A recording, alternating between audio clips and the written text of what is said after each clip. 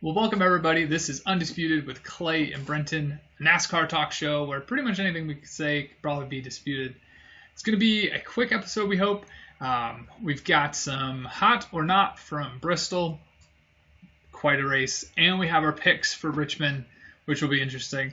But Clay, you were able to keep up with the race this weekend. What do you got? How was it? Overall, it was pretty good. There was some good action, a couple wrecks, which was always my favorite thing to look for. Sure.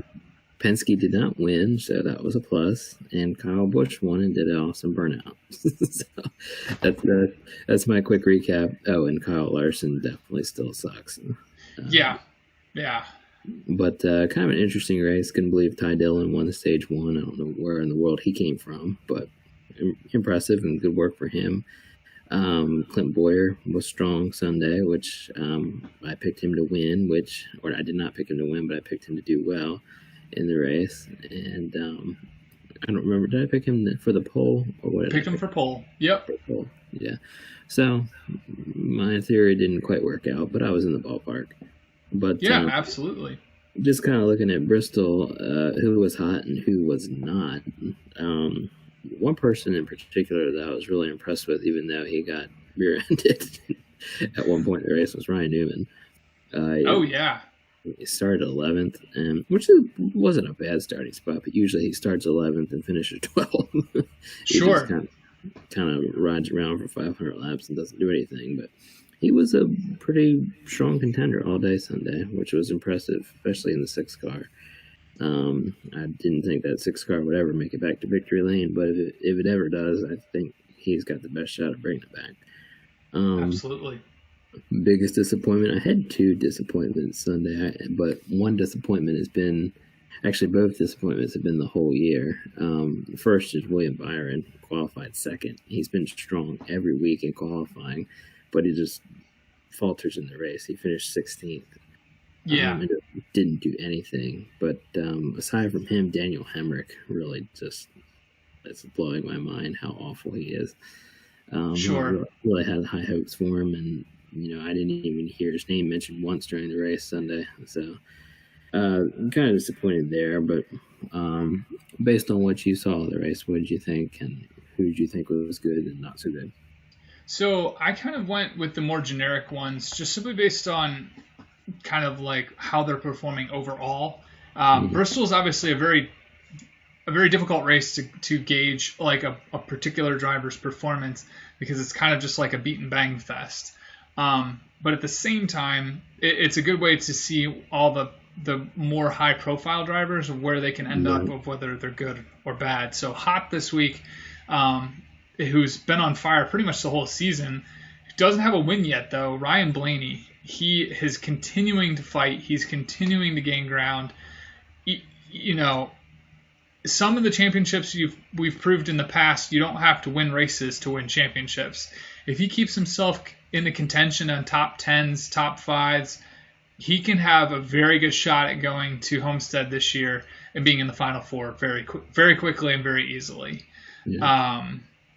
And then on the flip side of that, who's not hot right now, I have to dig up into the Joe Gibbs camp and go with Truex Jr. because he's just not performing to the caliber that he did last year. Is it the number 19? I don't know, but I have a feeling like Gibbs says he's got room for Jones and Bell, who's coming up apparently, and so if somebody's got to move and somebody's got to shuffle, I almost feel like they will switch Jones with Truex and put Truex in the 20, give Jones the 19 because he's already not doing well, and come up with some other magic number to put Bell in. So, right. Yeah, Truex just has not performed this year yet.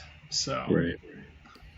That's a good point. I could definitely see him shoving Truex into a different car. Maybe not the 20, but something different. Sure. So give him a little bit better chance. Kyle Busch isn't going anywhere. He's their star. They're going to keep him there as long as possible. Yep. So looking forward to Richmond this Saturday night. I always did kind of like Richmond, so I'm hopeful for a good race, but I'm going to go ahead and run through all my picks now.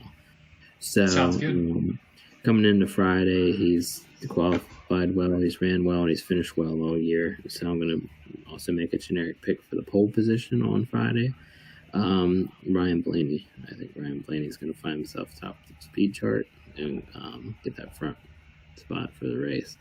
For stage 1, it seems to be like a Penske show for the majority of the race, but they haven't quite been able to put it together at the end.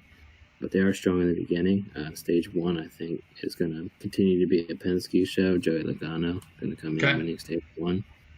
But things usually tend to change mid-race, and Kyle Busch is just on fire this year. Yeah. And I think he's going to do really well in Richmond. I don't foresee him going to victory lane again, but I do think he'll do well. I think there's a good possibility he'll finish in the top 5 Saturday night. But I see him coming in with the win for stage 2. Being so close to his home, and he has a really good history with Richmond.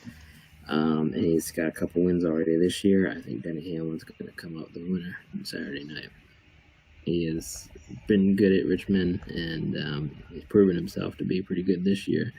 Sure. So I thought the Daytona 500 was going to be a one and done for him this year, but he's seemed to have proven otherwise. But So those are my picks for the race, and then coming in with my long shot, he's really not a terrible long shot, especially after last week, but I think this is going to, his performance last week is going to make him even more hungry for a win. I think Kurt Busch is on the edge of winning a race. I think if anybody, aside from the 4 guys I mentioned previously, has a shot, Kurt Busch could definitely win the race. That is really funny because it's so cool how similar we pick things.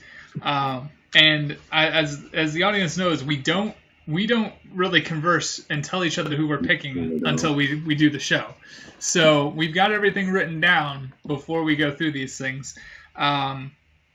So I went with pole. I went in the Penske camp as well. I went with Logano taking pole. Fords have been doing very well. It's either Ford or Chevy that has been doing poles. So I just went with a Ford, and I know Logano has pulled off a couple already. So it kind of made sense, or maybe not a couple, but he pulled off a win. He definitely has the capability of doing it, but I actually think Ryan is probably the better choice. So I think you're going to be a little bit more plausible on that. My stage 1, I actually went with Chase, your favorite driver. If he can run up front, it's definitely doable. I mean, clearly Ty Dillon can pull off a stage 1 win. So I think stage 1's kind of getting to a point where anybody can do it. And not saying that Chase is a driver who isn't anybody driver, but if he's there, and he ran well in the fall and in the spring last year, so he knows how to get around these shorter tracks, not the short tracks, but these shorter tracks. I think he could do that. So he wasn't bad in Bristol until he right. hit it, so. Right. He knows how to do it. So I don't know if he'll stay the whole race, but I definitely can see him early on being there. We literally just flip-flopped on who is stage 2 and win. I put Hamlin at stage 2 and Kyle at win. And I don't like to always pick my favorite driver as the winner, but he is on fire. Right. He has swept Richmond twice. I mean, the guy knows how to get around Richmond. So right. He is very good. Yeah. So I'm picking him just based out of the powerhouse that he can be, not just because he's my favorite driver. So I just wanted to make sure everybody, all the people who seem to hate Kyle, I'll accept that, but I just don't want people to look at me and be like, oh, he's picking it because he's my favorite. No, I have no problem with that, and actually I think he's the only thing keeping this sport alive. Sure. He's a personality, and that's just what makes it work.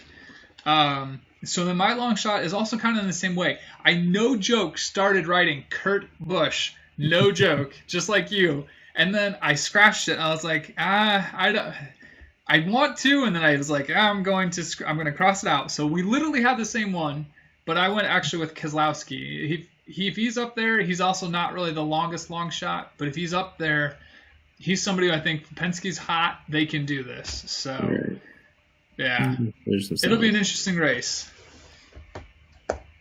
So, Definitely. Good choices. thanks. Good choice on you. Like I said, I'm pretty sure Blaney's going to pull that off. Like this, We'll have to see. he is itching, and so he could prove us all wrong and take it to victory lane. But I mean, I would be happy with that. ditto. To punch his ticket in, yeah. He deserves it. So, well, thanks everybody for watching this week of Undisputed with Clay and Brenton. We look forward to seeing you on the next episode.